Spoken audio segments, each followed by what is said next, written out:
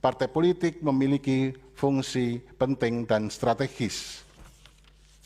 1, 2, 3, 4, 5 dianggap dibacakan. Dari beberapa fungsi partai politik telah diuraikan di atas, menjadi jelas bahwa partai politik memiliki peran yang sangat penting dan strategis dalam suatu negara hukum yang demokratis dalam rangka mewujudkan cita-cita bersama suatu bangsa. Dalam kerangka itu pula peserta pemilu untuk memilih para wakil rakyat di lembaga perwakilan rakyat adalah partai politik. Hal ini dinyatakan dengan tegas pada pasal 22E ayat 3 Undang-Undang Dasar 45 yang menyatakan peserta pemilihan umum untuk memilih anggota Dewan Perwakilan Rakyat dan anggota Dewan Perwakilan Rakyat daerah adalah partai politik. Bahkan apabila ditelusuri lebih jauh, risalah perubahan Undang-Undang Dasar 45 terjadi pada kurun waktu 99-2002, terdapat wacana untuk memasukkan aturan mengenai partai politik di dalam konstitusi. Adalah misalnya Farina Sinka dari fraksi utusan golongan yang menyinggung pentingnya aturan partai politik dimuat dalam konstitusi, meskipun pada akhirnya tidak ada kesepakatan lebih lanjut mengenai hal itu. Berikut pendapat Farina Sinka dianggap telah dibacakan. Oleh karena itu, dalam pemilu anggota DPR dan DPRD, provinsi, kabupaten, kota pesertanya adalah partai politik dan bukan perorangan calon anggota DPR dan DPRD provinsi dan kabupaten kota. Hal ini menyiratkan makna bahwa pada dasarnya sistem pemilu di negara kita menganut sistem proporsional. Sebab yang dipilih dalam pemilu untuk menentukan anggota DPR dan DPRD dalam pemilu. Sementara itu dalam pemilu anggota DPR, sementara itu dalam pemilu anggota DPD, sistem yang dipakai adalah sistem distrik. Karena peserta pemilu dalam pemilihan anggota DPD adalah perorangan. Selanjutnya dalam risalah perubahan Undang-Undang Dasar 45, wacana sistem pemilu sempat beberapa kali disinggung dianggap telah dibacakan. Dikutip juga pendapatnya Andi Najmi Fuadi, fraksi PKB, yang menyampaikan pendapat terkait sistem pemilu sebagai berikut. Dianggap telah dibacakan. Dari sudut pandang original intent perubahan Undang-Undang Dasar 1945 yang tercermin dalam diskusi dan perdebatan yang terjadi pada saat awal perubahan Undang-Undang Dasar 45 dan dimuat dalam risalah perubahan, nampak jelas bahwa dalam perkembangannya sistem pemilu yang dikehendaki adalah sistem proporsional untuk memilih anggota DPR dan DPRD. Selanjutnya, pandangan dari sisi perspektif yuridis sosiologis. Dalam dissenting opinion ini saya membandingkan kebaikan dan keburukannya yang terjadi dalam praktek ketatanegaraan dalam pemilu di Republik Indonesia, dianggap telah dibacakan. Yang terakhir, sistem pemilu proporsional terbuka terbatas. Itulah yang saya usulkan. Isu hukum mengenai sistem pemilu merupakan kebijakan hukum terbuka, namun tidak berarti hal tersebut menghalangi mahkamah untuk menilai konstitusionalitasnya.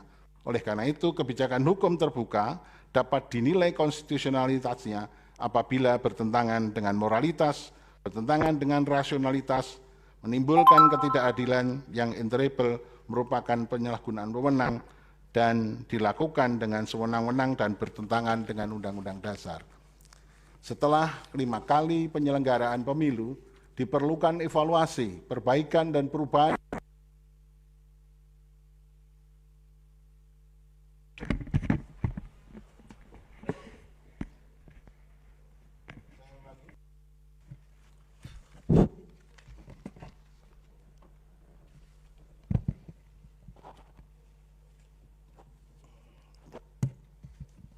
Terima kasih.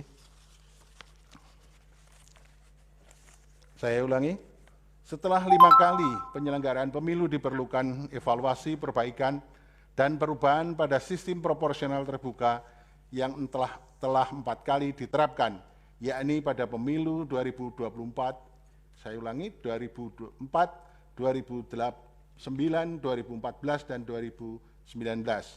Peralihan sistem pemilu dan sistem pemilu dari sistem proporsional terbuka ke sistem proporsional terbuka terbatas sangatlah diperlukan. Dan seterusnya dianggap telah dibacakan. Ada 5 halaman lebih. Yang terakhir yang perlu saya sampaikan adalah kesimpulan. Dalam kesimpulan ini saya menyampaikan beberapa alternatif perbaikan-perbaikan itu. Dan yang terakhir yang perlu saya sampaikan adalah perubahan pendirian dan posisi mahkamah bukanlah menunjukkan inkonsistensi mahkamah terhadap putusannya sendiri, namun perubahan dimaksud merupakan upaya mahkamah agar hukum itu dapat memenuhi kebutuhan manusia dan agar mewujudkan Undang-Undang Dasar 45 sebagai konstitusi yang hidup atau the living constitution yang adaptif dan peka terhadap perkembangan zaman dan perubahan masyarakat. Selanjutnya dianggap telah dibacakan. Instrumen serta perangkat regulasi yang memadai, maka pelaksanaan pemilu dengan sistem usulan saya, sistem proporsional terbuka terbatas dilaksanakan pada pemilu tahun 2029. Menimbang dari keseluruhan uraian pertimbangan hukum di atas, saya berpendapat bahwa permohonan pemohon beralasan menurut hukum untuk sebagian dan oleh karenanya harus dikabulkan sebagian. Demikian, terima kasih. Demikian diputus dalam rapat permusyawaratan hakim oleh 8 hakim konstitusi, yaitu Anwar Usman selaku ketua merangkap anggota, Saldi Isra, Arif Hidayat, Wahiduddin Adams, Suhartoyo, Eni Nurbaningsi, Daniel Yusmik Pevwe, dan M. Guntur Hamzah, masing-masing sebagai anggota pada hari Rabu, tanggal 8 bulan Juni tahun 2023, yang diucapkan dalam sidang pleno Mahkamah Konstitusi terbuka untuk umum pada hari Kamis, tanggal 15 bulan Juni tahun 2023, selesai diucapkan pukul 13.00 oleh 8 hakim konstitusi dengan tidak dihadiri oleh Wahiduddin Adams, dengan dibantu oleh Sukri Asy'ari sebagai panitera pengganti, dengan dihadiri oleh para pemohon atau kuasanya, Dewan Perwakilan Rakyat atau yang mewakili, dan Presiden atau yang mewakili, serta para pihak terkait atau kuasanya. Ya, demikian putusan telah dibacakan, dan untuk salinan putusan dan ketetapan akan dikirim melalui email kepada para pihak setelah sidang pengucapan putusan selesai atau paling lambat 3 hari kerja setelah sidang ditutup. Dengan demikian, sidang selesai dan ditutup. Hadirin dimohon berdiri. Yang Mulia Majelis Hakim Konstitusi meninggalkan ruang persidangan.